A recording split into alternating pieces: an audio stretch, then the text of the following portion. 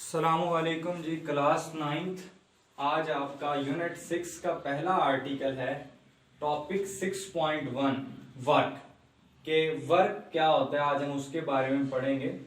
तो product of force and displacement in the direction of force के force और displacement का प्रोडक्ट के एक बॉडी है, उस पर कोई फोर्स लगाई जाती है और वो कितना डिस्प्लेसमेंट कवर करती है, तो उसके प्रोडक्ट को कहा जाता है वर्क डन।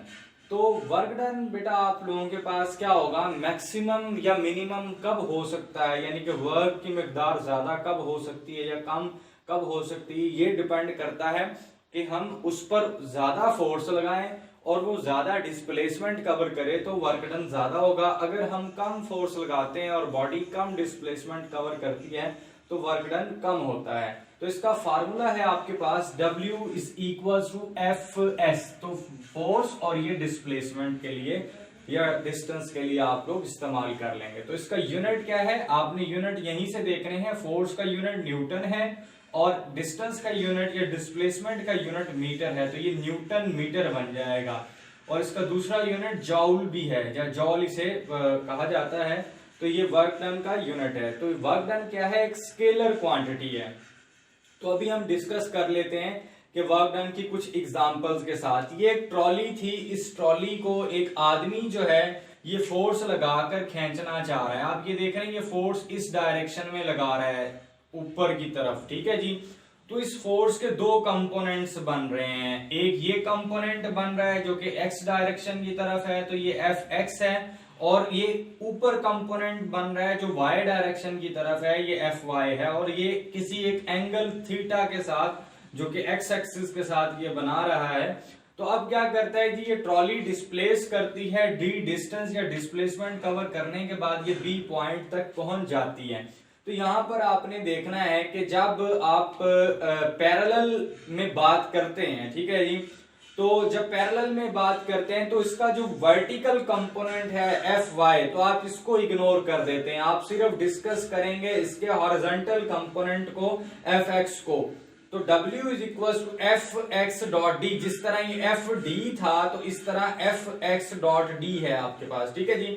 तो Fx डॉट डी, तो x क्या होता है आपके पास, Fx f cos थीटा के इक्वल होता है। तो Fd cos थीटा, ये आपके पास इक्वेशन नंबर 1 बन जाएगी। अब हम इसकी कुछ एग्जांपल्स देखते हैं। आप ये देख रहे हैं कि वर्क डन यहाँ पर 0 हो रहा है। कैसे हो रहा है कि एक आदमी है, वो जमीन पर खड़ा होकर दीवार पर दोनों हाथों से फोर्स लगा रहा है। वो दीवार पर फोर्स तो लगा रहे हैं, लेकिन उसका फासला, उसका डिस्टेंस जो है, वो कवर्ड डिस्टेंस क्या है जी, वो 0 है। वो कोई फासला कवर ही नहीं कर रही, अपनी उसी जगह पर रुकी हुई है। तो अगर डिस्टेंस 0 पुट करेंगे तो आपके पास वर्क डन भी सारा क्या हो जाएगा, 0 हो जाएगा। नेक्स्ट जी आपके पास हम ये देखते हैं कि आप अभी हमने बोला कि वर्क डन का फार्मूला Fs था, यहां हमने Fd cos थीटा कर लिया, यानी कि cos थीटा का इजाफा कर लिया। अब ये देखते हैं कि आपके पास ये ब्लॉक पड़ा हुआ है, तो इस ब्लॉक पर मैं फोर्स इस डायरेक्शन में लगा रहा हूं, लेकिन ये मूव इस डायरेक्शन में करेगा, एक्स डायरेक्शन में। फिर ये थीटा का एंगल साथ लेकर मूव करता है, ठीक है जी। जो इन दोनों के फोर्स और डिस्प्लेसमेंट के दरमियान जो एंगल बनता है वो थीटा बनता है। तो एक्स एक्सिस के साथ होता है, तो इसलिए इसको WD FD cos थीटा भी कहा जाता है।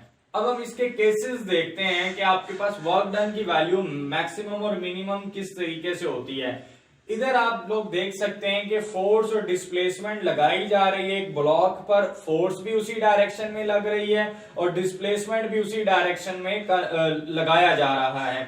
तो इसका जो रिजल्ट आएगा वो Fd के तौर पर आएगा, जो कि हमने शुरू में Fd यहां पर लिखा था, ठीक है जी। तो ये कैसे आएगा, अब इनके दरमियान जो एंगल है ये 0 डिग्री है, तो Fd cos ऑफ थीटा, तो थीटा की जगह अगर 0 डिग्री पुट करते हैं तो ये cos 0 जो होता है आपके पास, ये cos 0 की वैल्यू आपके पास 1 के इक्वल होती है। तो Fd मल्टीप्लाइड बाय 1, तो वर्क डन किसके इक्वल रह जाएगा, Fd के इक्वल रह जाएगा, ठीक है जी। फिर हम आ जाते हैं इसकी दूसरी जो है केस की तरफ, ठीक है जी। दूसरे केस में आपके पास क्या होता है, फोर्स और डिस्प्लेसमेंट के दरमियान जो एंगल है वो 90 डिग्री है। तो जब थीटा 90 डिग्री होता है तो फिर आपके वर्क डन पर क्या असर पड़ता है वो देखते हैं। एफ डी कॉज ऑफ 90, तो आप ये देख रहे हैं कॉज ऑफ 90 जो है ये 0 के इक्वल होता है, तो एफ डी मल्टीप्लाइड बाय 0, तो वर्क डन यहां पर 0 हो जाएगा। तो वर्क डन 0 कब होता है, जब आपके फोर्स और डिस्प्लेसमेंट के दरमियान एंगल जो है जो थीटा है वो 90 डिग्री हो।